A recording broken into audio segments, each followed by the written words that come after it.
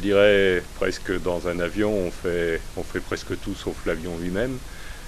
Moteur, train d'atterrissage, frein, câblage électrique, système de commande de vol, système de navigation. En défense, toute une gamme extrêmement sophistiquée autour des technologies d'optronique, d'infrarouge, de navigation inertielle, des sous-systèmes associés. Et puis en sécurité, contrôle d'identité à base de technologies biométriques extrêmement sûres. Et puis beaucoup plus récemment, contrôle des bagages, des explosifs. On a l'aéronautique et l'innovation dans nos gènes depuis 100 ans. Notre premier moteur d'avion a tourné en 1909 aussi. C'est quelques années auparavant que deux ingénieurs lyonnais, les frères Seguin, qui étaient propriétaires d'une forge à Gennevilliers, qui existe toujours, qui est toujours une des usines de notre groupe, ont décidé de se diversifier d'abord dans le moteur de bateau, puis dans le moteur d'avion. Et ils l'ont fait avec une technologie de moteur rotatif qui s'était avérée la meilleure. Il faut gérer la crise, même si encore une fois elle n'a pas été excessivement brutale pour l'instant dans l'industrie aéronautique.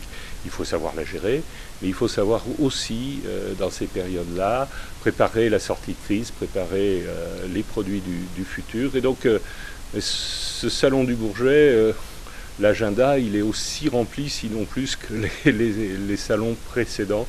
Il va être très très riche de contacts. Ne vous attendez pas à des annonces de prise de commande très importantes.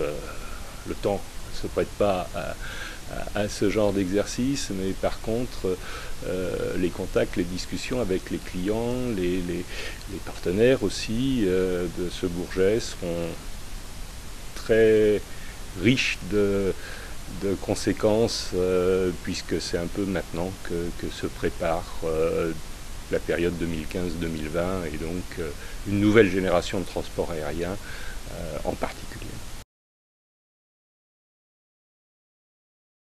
C'est tout le challenge de cette période où on a effectivement un tassement des commandes, de l'activité, mais où on doit absolument préparer pour des échéances qui sont à 4 ou 5 ans ou jusqu'à 10 ans, des produits beaucoup plus économes en carburant et en émissions de gaz à effet de serre. Ça va être tout le challenge du Salon du Bourget.